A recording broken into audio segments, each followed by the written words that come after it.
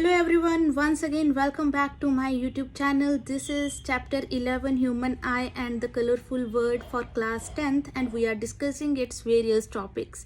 In the last video we have discussed the functioning of human eye, its working and its various parts. Today we will be talking about power of accommodation and defects of vision. So first of all we will talk about power of accommodation.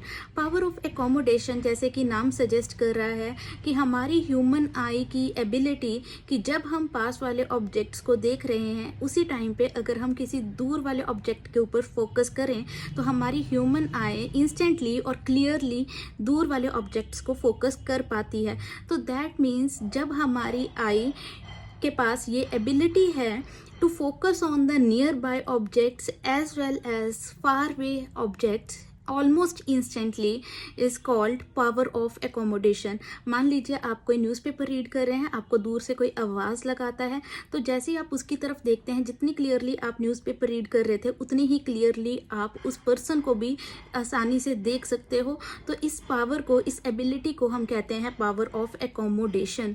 तो अब human आई जो है ये हमारे पास कम से कम किसी distance के ऊपर जो पड़ा हुआ ऑब्जेक्ट है उसके ऊपर फोकस करती है और बहुत दूर पड़े हुए ऑब्जेक्ट्स के ऊपर भी फोकस करती है. अब इसका एग्जांपल लेते हैं कि मान लीजिए आप बुक रीड करते हैं तो आपको बुक को अपनी आई से कुछ डिस्टेंस के ऊपर रखना पड़ता है. तो अगर आपको बुक को कुछ डिस्टेंस, कुछ दूरी पे रखना पड़ता है, क्योंकि अगर आप उस बुक को पास लेके आते हो अपनी ह्यूमन आई के तो फिर क्या होता है, हमें वो वर्ड्स क्लियरली नज़र नहीं आते हैं. तो दैट मीन्स हमें बुक्स को थोड़ा दूरी पे रखना पड़ता है आईज़ पे, जहाँ पे हमें वर्ड्स क्लियरली नज़र आने शुरू हो जाते हैं. तो वो डिस्टेंस जहाँ से हमें क्लियरली दिखना शुरू होता है उसको हम कहते हैं least distance of distinct vision. और ये जो रेंज है 25 सेंटीमीटर होनी चाहिए. हमारी आईज से मिनिमम दूरी किसी भी ऑब्जेक्ट की 25 सेंटीमीटर होनी चाहिए. अगर डिस्टेंस ह्यूमन आई से 25 सेंटीमीटर से कम है तो वो ऑब्जेक्ट हमें क्लियरली नज़र नहीं आएगा. तो ह्यूमन आई क्या करती है, it can focus on the objects which are lying at a distance which is minimum 25 centimetre to the infinite. तो 25 सेंटीमीटर से लेकर इन्फिनिट तक के डिस्टेंसेस को ह्यूमन आई क्लियरली देख सकती है. तो हम इसको कहते हैं कि ये रेंज ऑफ ह्यूमन आई है. So range of human eye is from 25 centimetre to infinite and the minimum distance from the eye that is 25 centimetre is the distance of distinct vision. तो यही रीज़न है कि अगर हमारे face के ऊपर कोई ऑब्जेक्ट लगा होता है तो हमारी ह्यूमन आई उसको क्लियरली नहीं देख सकती, क्योंकि ये डिस्टेंस 25 सेंटीमीटर से कम होता है. Now we will be talking about defects of vision, और ये डिफेक्ट्स किस तरीके से करेक्ट किए जा सकते हैं. So first defect of vision है मायोपिया, जिसको हम शॉर्ट साइटेडनेस या नियर साइटेडनेस भी कहते हैं. शॉर्ट साइटेडनेस या नियर साइटेडनेस इसलिए कहते हैं क्योंकि पास वाले ऑब्जेक्ट्स के ऊपर हम लोग आसानी से फोकस कर सकते हैं but we can not focus on the far away objects. दूर पड़े हुए ऑब्जेक्ट्स हमें आसानी से नज़र नहीं आते. Let us make the rough structure of human आई, और ये हमने बना लिया आई लेंस, क्योंकि हमें बाकी सारे डिटेल्ड पार्ट्स की ज़रूरत नहीं है, तो हम सिर्फ इसका आउटर लेआउट ही रेडी करेंगे. तो अब दूर से ऑब्जेक्ट्स जो हैं उनसे जो आने वाली लाइट जब हमारी आईज़ में एंटर करती है तो कन्वेक्स लेंस जो आई लेंस है हमारा, ये क्या करेगा, ये इन लाइट्स को कन्वर्ज करेगा क्योंकि इसकी कन्वर्जिंग नेचर होती है. लेकिन ये बहुत पहले लाइट को कन्वर्ज कर देता है सच दैट जो रिफ्रैक्टेड लाइट है वो रेटिना पे पहुंचने की बजाय पहले ही मिल जाती है, रेटिना से आगे ही मिल जाती है जहाँ पे इमेज फॉर्म हो जाती है. दैट मीन्स हमारे रेटिना के सेल्स पूरी तरह से एक्टिव नहीं होते हैं और इमेज जो होती है रेटिना के आगे फॉर्म होने की वजह से हमें वो इमेज क्लियरली नज़र नहीं आती है. तो इस डिफेक्ट को ठीक करने के लिए हमें क्या करना पड़ता है, we have to use the concave lens of suitable focal length in order to correct this defect of vision. तो इस डिफेक्ट ऑफ विजन को करेक्ट करने के लिए हम सूटेबल फोकल लेंथ वाला कनकेव लेंस रखते हैं अपनी आई के आगे, जिससे इस डिफेक्ट ऑफ विजन को क्योर किया जा सकता है. सो अब हम क्या करेंगे, हम एक फिर से लेआउट बनाएंगे ह्यूमन आई का और इसके आगे हम प्लेस करेंगे कनकेव लेंस.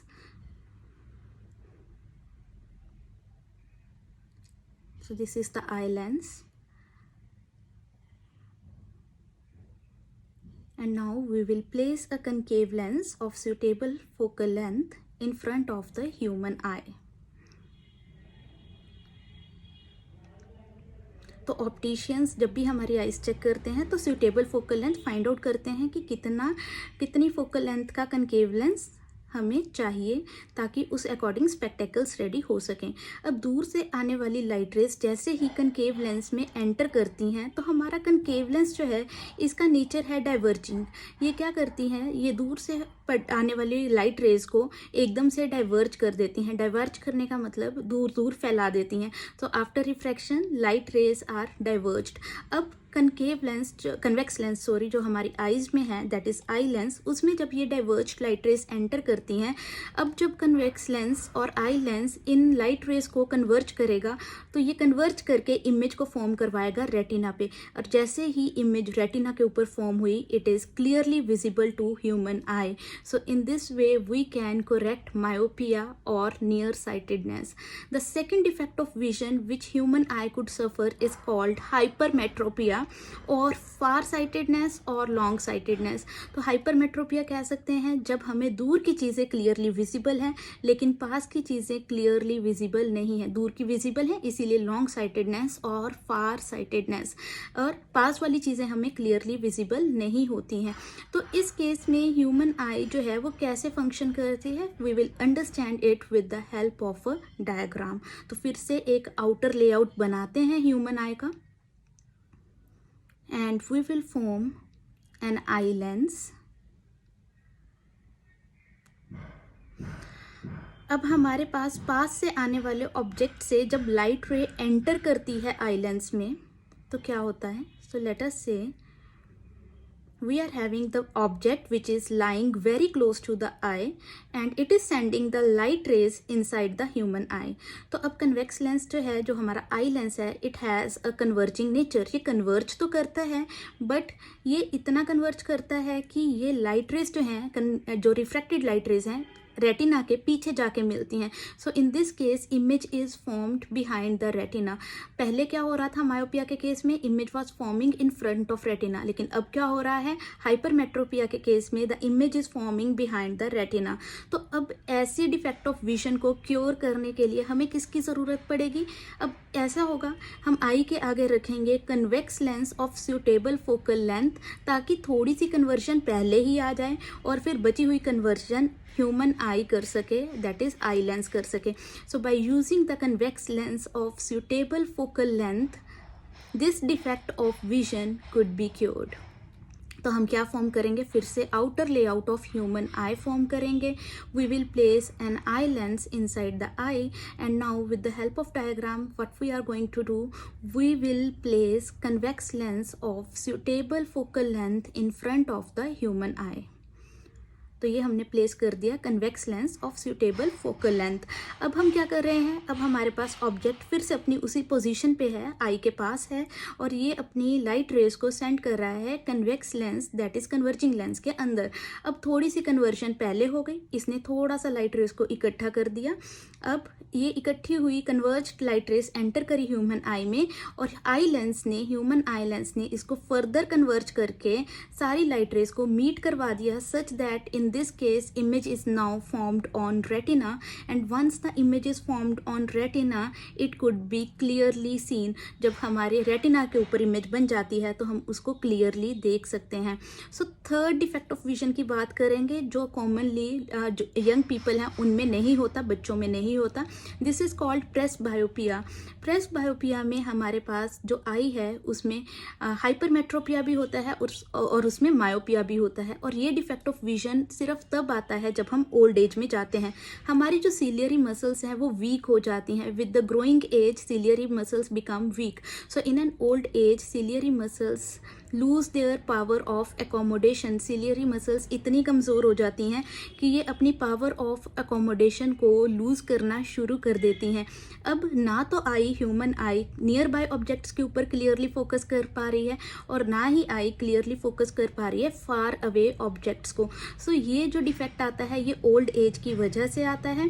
सो हम कह सकते हैं in an old age ciliary muscles lose power to focus clearly on the near by objects as well as far away objects, and this defect of vision is called presbyopia.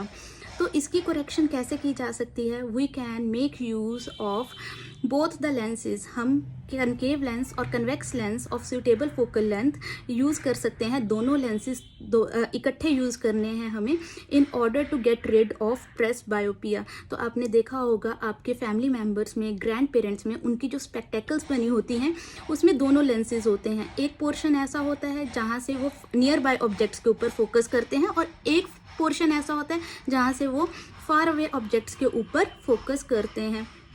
अब हमें ये जो get rid, in order to get rid of presbyopia we have to use both the lenses. अब एक और defect आता है, वो भी ओल्ड एज में यूजुअली आता है, और इसमें क्या होता है, जो ह्यूमन आई है उसका आई लेंस जो है वो मिल्की होना शुरू हो जाता है या क्लाउडी होना शुरू हो जाता है। So also in old age lens gets cloudy and milky due to which vision decreases to almost zero और परफेक्टली ज़ीरो। कई बार क्या होता है, ये जब आई लेंस मिल्की हो जाता है, डस्टी हो जाता है, क्लाउडी हो जाता है, तो हमारे पास जो आई है वो पूरी की पूरी पावर ऑफ एकोमोडेशन लूज कर देती है, क्योंकि लाइट रेस एंटर ही नहीं करती हैं आई लेंस के आगे। तो इस डिफेक्ट ऑफ विजन को हम कहते हैं कैटरैक्ट। बेसिकली ये डिफेक्ट ऑफ विजन नहीं है, ये एक प्रॉब्लम है जो लोगों की आईज में आती है। हिंदी में हम इसको मोतिया बोल सकते हैं। सो कैटरैक्ट एक ऐसा डिफेक्ट है जिसमें ह्यूमन आई लेंस क्लाउडी और मिल्की हो जाता है। इसका एक ही चीज़ है, कैसे इससे गेट रीड किया जा सकता है। हम लोग क्या करते हैं, ऑपरेट करवाते हैं और आर्टिफिशियल मेथड्स के साथ हमारे आई में जो मैन मेड लेंस है उसको इंस्टॉल कर दिया जाता है bye dissolving the natural lens. Next हमारे पास एक टॉपिक है पावर ऑफ लेंस। छोटा सा टॉपिक है, इसमें सिर्फ फॉर्मूला करना है। Power of lens is defined as 1 focal length, that is power of lens is the reciprocal of focal length, but focal length should be measured in metres, centimetre में नहीं होनी चाहिए। अगर आपको फोकल लेंथ सेंटीमीटर में दी है, पहले convert करो फोकल लेंथ को मीटर में and then put it in the formula power is equal to 1 focal length. तो 1 फोकल लेंथ किया, हमारे पास ऐसा यूनिट पावर का होता है पावर ऑफ लेंस का डायोप्टर, कैपिटल डी से डोनेट करते हैं। So 1 dioptre is equal to 1 by metre and इसको ऊपर लिख सकते हैं मीटर इनवर्स। तो नेक्स्ट हमारे पास, हमें पता है जो कनकेव लेंस है उसकी फोकल लेंथ नेगेटिव होती है। So power of a concave lens is also negative and we know that focal length of convex lens is positive, therefore power of convex lens is positive. So this is all about today's topic. I hope you have understood the concept clearly. If yes, then do not forget to press like, subscribe and share button, and do press the bell icon in order to get latest notifications on my videos.